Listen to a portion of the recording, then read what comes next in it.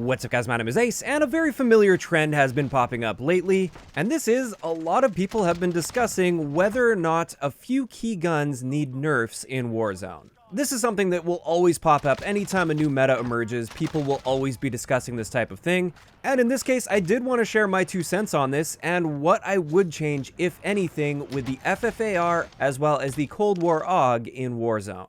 And at this point, I think most of this focus is on the FFAR. I see more posts and people talking about the FFAR than the AUG as far as it being overpowered and needing some kind of a nerf. So let's start it off with that one. Keep in mind with this, I am just sharing my opinions. I don't decide what gets nerfed or buffed. I'm just sharing how I feel about this, primarily based on the empirical data, but also backed up with my personal experiences. Just keep that in mind when I go through this. For me, I look at the numbers before feelings. Feelings come in after I've established the numbers and compared it to the other weapons.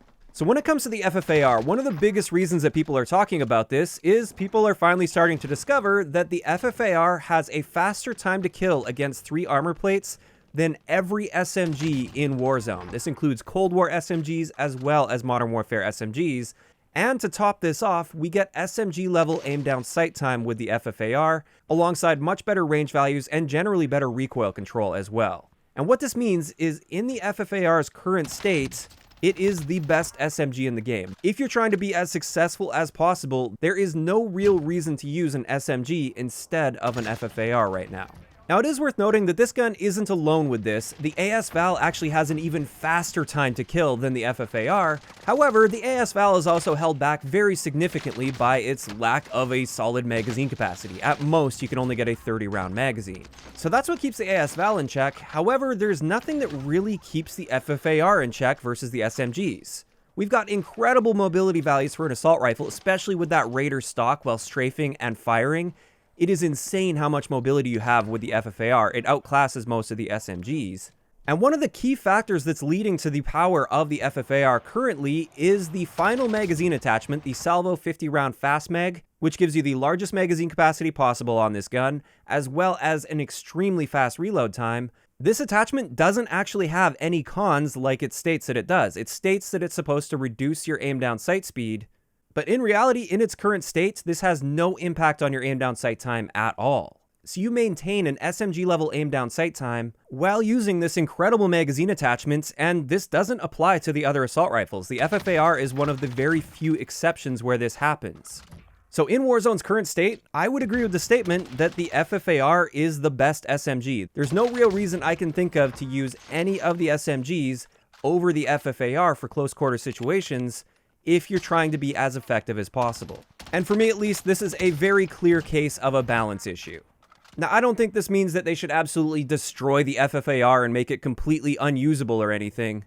However, I think there's a couple things they could potentially do to the FFAR that would once again allow many of the SMGs to beat out an FFAR in close quarter situations. The first one is super obvious. Just fix that magazine attachment. Make it so that it actually increases your aim down sight time like it says that it will, and just make it consistent with the other assault rifles. Most of the other assault rifles will get a roughly 35% increase to your aim down sight time. So with the FFAR, make it go from a 250 millisecond aim down sight time that we currently have up to roughly a 334 millisecond aim down sight time. While this wouldn't change the theoretical time to kill value at all, and the FFAR would still technically kill faster than the SMGs with 3 armor plates equipped, this would at least impact the practical time to kill that you experience in-game, because it's now going to take you an extra 84 milliseconds to aim down sight if you decide to use that magazine attachment, which I feel many people still will. This simple change would allow SMG players to get on target a little bit faster than an FFAR, which would then give them that slight edge in those close quarters situations. And honestly, I do think that would be enough, at least to start with, when it comes to nerfing the FFAR. It definitely wouldn't destroy the gun. It would still be a top tier meta weapon if they made this change. It would just allow more room for SMGs to come back out and play. Now, if it turns out this isn't enough, I feel like there's one other thing that could and maybe should be done to the FFAR, and this is simply drop the upper torso multiplier. As it is right now, the FFAR deals a base damage of 30 to the body.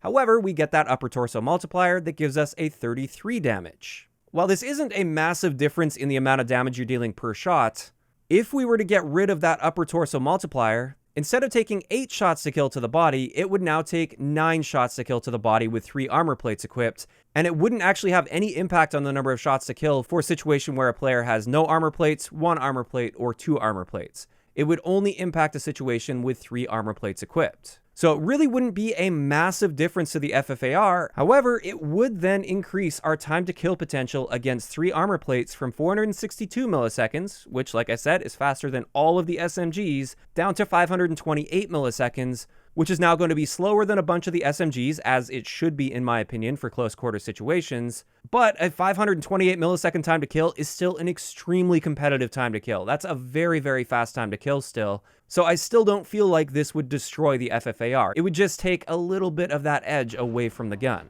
Now let's talk a little bit about the AUG.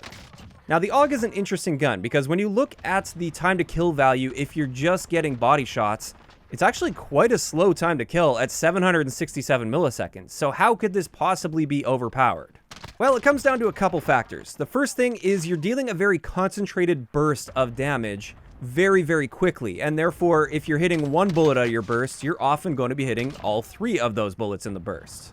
Additionally, we got an amazing headshot multiplier with this at 1.8, so we deal 72 damage per headshot, and this means if you mix in just 1 headshot with your body shots, it's now going to be killing in just 2 bursts instead of 3 against a fully plated enemy.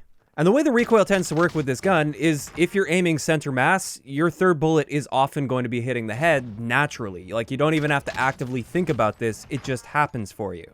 So what this means is against full armor plates, 2-burst kills are quite common with the AUG, and I think the biggest complaint surrounding the AUG at the moment is just how big of a chunk of health can be taken away from you instantly with a single burst, especially when multiple headshots are mixed into the equation there. You take a massive hit to your health from 1 single burst from a gun that's quite spammable as well. It's not like a sniper rifle where sure, it takes a ton of your health away with a body shot, but it's going to take you a while to get the follow-up shot off. With the AUG, you can spam those bursts out pretty quickly, and therefore at longer ranges at least, it can be very jarring and frustrating to be killed by an AUG, especially in the hands of somebody with good aim. It often just feels like there's no counterplay to it. Before you even realize that you've been hit by the first burst, that second burst is hitting you, and it's already game over.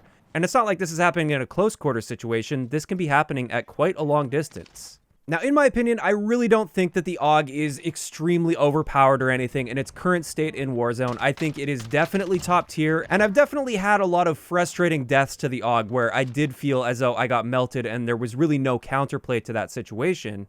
And therefore, once again, I do feel like there could be a slight adjustment to the AUG, but I wouldn't want to see it completely destroyed. And to me, the best adjustment they could make is a simple nerf to the headshot multiplier. Since the AUG is so spammable and headshots are generally just going to be coming naturally with the gun, I don't think we should be getting a 1.8 times multiplier to the head. I also don't feel like you should be able to get a 2-burst kill against a fully armored enemy by mixing in just 1 single headshot with body shots.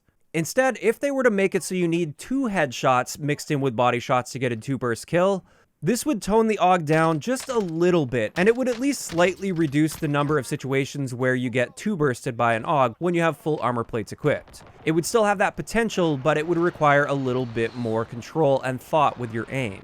So therefore, my recommendation is drop that headshot multiplier on the AUG from 1.8 down to 1.2. This is the value that would be required in order to make it so it takes 2 headshots mixed in with body shots to get that 2-burst kill. And I think that would leave the AUG in a place where it's still quite powerful, it's still very usable, but it's going to be just a little bit less forgiving when it comes to hitting that odd lucky headshot here or there. And yeah, honestly, I feel like these few minor changes could be made to the FFAR and the AUG to just better improve the weapon variety and weapon balance in the game. Now, every time we talk about nerfing something in the game, I know I'm going to get the inevitable comments that say, why nerf things? Instead, we should be buffing everything else up to the level of the best guns. And my response to this is quite simple, especially within the context of Warzone. I would much rather the time to kill potential be slowed down compared to these top tier guns, rather than sped up. By slowing down the time to kill a little bit, it provides a lot more counterplay and it creates actual gunfights where there's time to actually think and maneuver in a gunfight rather than just being instantly melted without being able to react properly to that situation. This is extremely important in a battle royale in my opinion, since you really only have that one life, and I strongly feel you should usually have a chance to react and fight back to a situation rather than just being instantly sprayed down by a gun. So at least currently, this is why I would much rather see some slight nerfs to the top tier guns rather than buffing everything else across the board. And yeah, that's going to wrap it up for today's video. I'd like to know in the comment section below, what do you guys think about the FFAR and the AUG in Warzone's current state? Do you feel these guns are overpowered, and would you be opposed to the changes that I suggested in this video? Or do you think these changes aren't enough and they should do even more to nerf these guns? Just let me know those thoughts in the comment section down below. If you enjoyed the video, a like rating is always appreciated, and don't forget to subscribe for more if you haven't already. I'll talk to you guys next time.